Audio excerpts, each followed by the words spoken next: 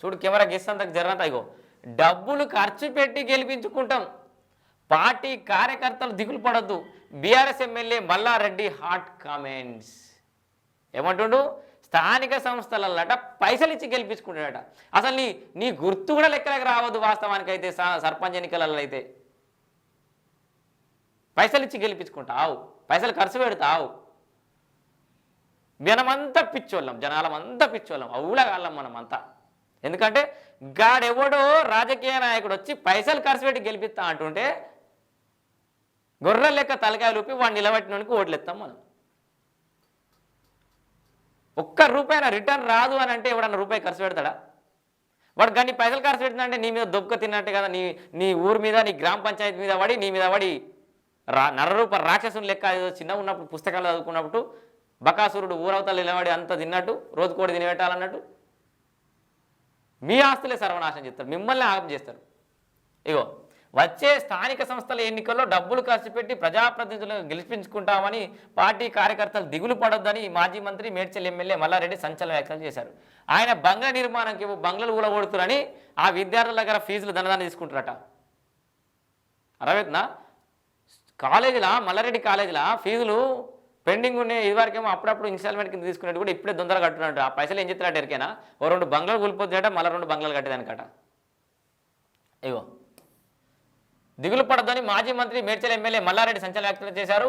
MLC Shambipur రాజు అధ్యక్షతన శుక్రవారం Dundigal BRS party ఆఫీసులో నిర్వహించిన దీక్షా దివస్ కార్యక్రమంలో ఆయన మాట్లాడుతూ దేశానికి ఆదర్శంగా కేసీఆర్ పాలన సాగించారని, సో ఆయన ఆదర్శం నువ్వు ఆదర్శం మంచిగా. ఆయన కేబినెట్లో మంత్రి కోసం, మంత్రి వియ్యంకుని కోసం ఎలాంటి ఎన్ఓసి లేకుండా సంతకం పెట్టిన కేసీఆర్ ఎంత ఆదర్శమో, స్థానిక సంస్థలలో పైసలు ఖర్చు పెట్టి గెలిపించుకుంటా అన్న నువ్వు కూడా గంతే ఆదర్శం. మీరంతా ఆదర్శ మూర్తులు. ఇగో మాట్లాడుతూ దేశానికి ఆదర్శంగా కేసీఆర్ పాలన సాగించారని చెప్పారు. పల్లెలు పట్టణాల్లో కాంగ్రెస్ పాలన వైఫల్యం చర్చ నడుస్తుందని, ఇంత దరిద్రమైన పాలన తానెప్పుడు చూడలేదని విమర్శించారు. ఇంత దరిద్రమైన కామెంట్స్ నేనెప్పుడు చూడలే. పైసలు ఖర్చు పెట్టి గెలిపించుకుంటా అంటారు. ఇక ఇక ఇక ఆలోచన చేసుకోరు. బీఆర్ఎస్ పార్టీ యొక్క ఆలోచన విధానం ఎట్లుంది, ప్రజల తోటి అప్రోచ్ ఎట్లుంది, వాళ్ళేమో అయ్య కొడుకులు మామాళ్ళు వారంతా కలిసేమో తెలంగాణ ప్రజలకు దిమాగ్ లేదు, వాళ్ళకి మైండ్ లేదు, ఆలోచించి ఓటేయరు, వాళ్ళకి సోయి తప్పిరు, ఇప్పుడు మంచిగా అనుభవిస్తారు, మంచిగా అయింది కొడుకులకు అని చెప్పేసి వాళ్ళు కామెంట్లు వేస్తారు. ఆంధ్రలో అయితే బాగా ఆలోచించి ఓట్లేస్తారు. తెలంగాణ ప్రజలకు అంత సోయి లేదు, అంత జ్ఞానం లేదని చెప్పేసి కేటీఆర్ అంటాడు.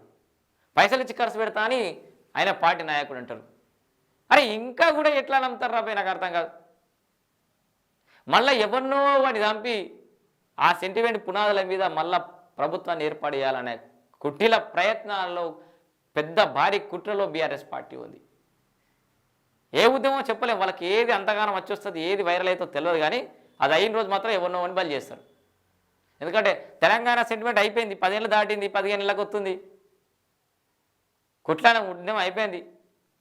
ఇప్పుడు అప్పుడెప్పుడు తెలంగాణ మన భారతదేశానికి స్వాతంత్రం తెచ్చినా అని చెప్పేసి ఇప్పుడు ఎవరైనా నచ్చిన ఎమ్మెల్యేలు నిలబడితే ఒక్కోటి కూడా వేయరు స్వాతంత్ర సమరయోధుని అంటే. అయిపోయింది. ప్రతిదానికి ఎక్స్పైరీ ఉంది ఇవాళ ఈ ప్రపంచంలో. ఉద్యమం అయిపోయింది. ఎడుగుడుగా నువ్వే తెలంగాణ తెచ్చినావు కానీ సర్వనాశనం చేస్తావా? సో తెలంగాణ ప్రజలకు అంత సోయి తప్ప ఏం లేరు, బాగా ఆలోచన చేస్తారు. మీరే సోయి తప్పిన మాటలు మాట్లాడుకుంటూ ఆగమాగం అవుతారు. ఇలా జనంత కాఫీ తాగొచ్చిన గంతే గట్టిగా మాట్లాడుతున్నా మనీష్.